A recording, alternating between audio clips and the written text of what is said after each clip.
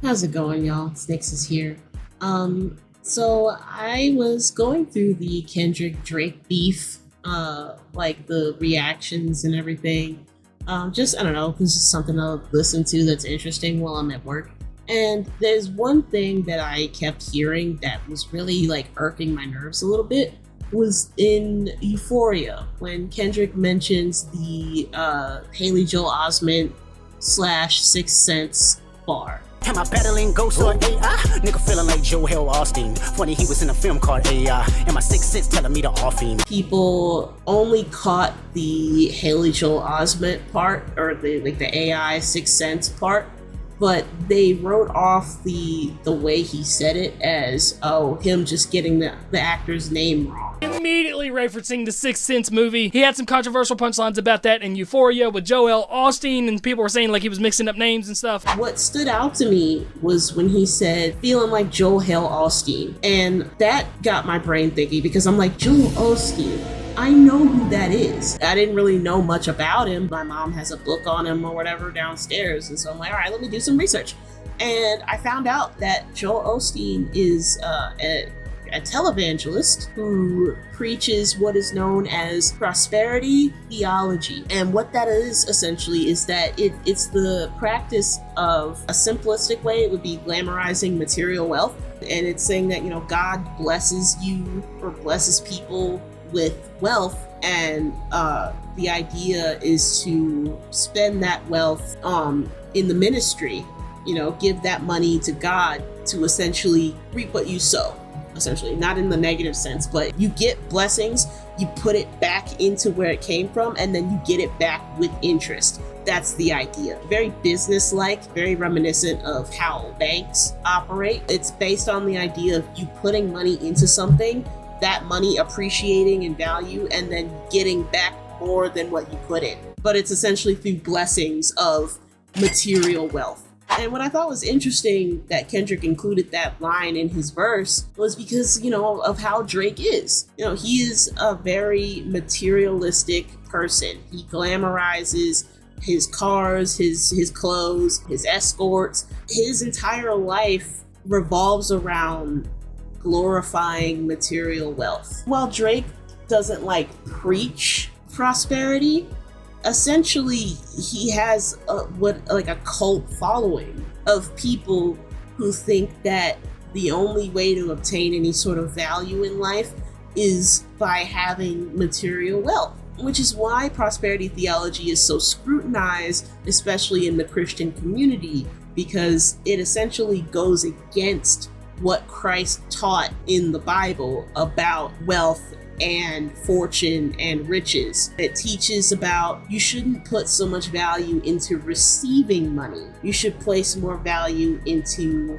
giving it to somebody who actually needs it. And that's the thing with Drake. He makes his money off of brand deals and marketing and concerts and streams on Spotify, streams on YouTube. Only a small percentage of it is coming from the big corporations and the big businesses. The majority of that money is coming from his fans, the common people, the working class. That's who they're appealing to. That's who they're pandering to, because the wealthy only make up a small percentage of the population. So he has to be getting his money from somewhere. And that's who he's getting it from. He's getting it from his fans. Drake tickets would sell for $600, $700, $800, almost $900 a ticket, and more than that if you want to get backstage access or front row seats. These tickets are not cheap, but they're being sold to people who don't average enough in a year to be able to afford this kind of thing. But they go out of their way to do it because they love him and they love his music and they love, his image. Joel Osteen, like Drake, is constantly being given money from his followers. But, instead of giving back to his congregation, he spends it on stuff for himself. Drake spends all of the money that he gets from his followers and his fans and spends it on shit for himself. House, cars, bitches. Like Kendrick said in the Turks poppin' perks, examples that you don't deserve, I think was the line. Instead, he being Turks paying for sex and popping perks, examples that you don't deserve. I misquoted the out of that. But essentially, he's, off in places where only rich people go, doing drugs, spending a lot of money, spending money on prostitutes, escorts, because it's all material. And so that's why I think that Kendrick line hits a lot harder now, a year later, because this stuff is still in the news and still in circulation because of Drake just won't shut the hell up and just admit that he lost. What did I miss? You missed the part of where we're supposed to go to LA Fitness and eat right to get the abs. What did I miss? You missed the part where you don't need the suit. It's about rap battles. He keeps puffing his chest out, trying to convince everybody that, he's not bothered by it, that he's fine. It's literally the definition of somebody who's going through depression saying, I'm fine, when everybody can clearly see the cut marks on your fucking wrist. Clearly you're not okay, dude. And the fact that you keep trying to puff your chest out and convince everybody that you are okay is only further proving Kendrick's point, man. The famous actor we once knew is looking paranoid and now spiraling. But I just wanted to point that out because a lot of people were missing that Joel Osteen line and writing it off as a mistake. But I'm like, you gotta think about who wrote this.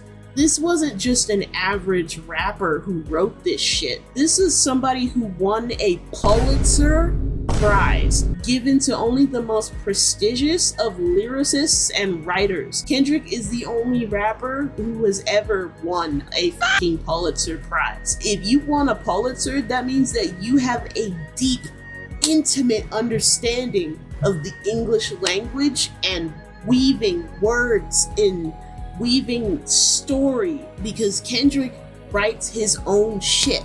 Colleges to this day analyze Kendrick Lamar's lyrics to his songs. Y'all need to stop playing with Kendrick, bro. Stop insulting this man's intelligence, okay? He did not win a Pulitzer Prize for y'all to be saying that he made a mistake in one of his diss tracks, but he personally wrote. You could tell with every single diss that he put computer level detail into the meanings and the impact and the rhyme schemes, the multi-syllable schemes, the internal external schemes, relevancy to the source material. You could tell that he went through this in excruciating detail. That wasn't a mistake. He basically called Drake what he always called him. He's somebody who worships money. It was another line to further deconstruct Drake's character, that he only cares about material wealth. He only cares about money, power, fame, status. It's all about him. And that's all that occupies his life. And it's very surface level, very one-dimensional. He has no dimensions to his character other than his material possessions. It was a subtle bar, but it was a lethal bar. It was the truth. He told the truth. If you've spent your whole life never having fallen, and you do fall, you're not gonna know how to get back up because you've never fallen before. That's why, as a parent, you let your kids fall at least once. That way you can show them how to get back up. And that way, when they fall, either physically or metaphorically later on in life, they'll know how to pick themselves back up. It's life experience that Drake has never gone through.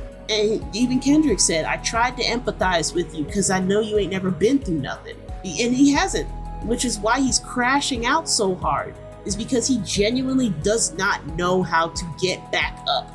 People keep saying, get up, Drake. People kept saying during the beef, get up, Drake, fight back, get up. He can't, he won't, because he doesn't know how. But yeah, that's just my little 2 cents on it.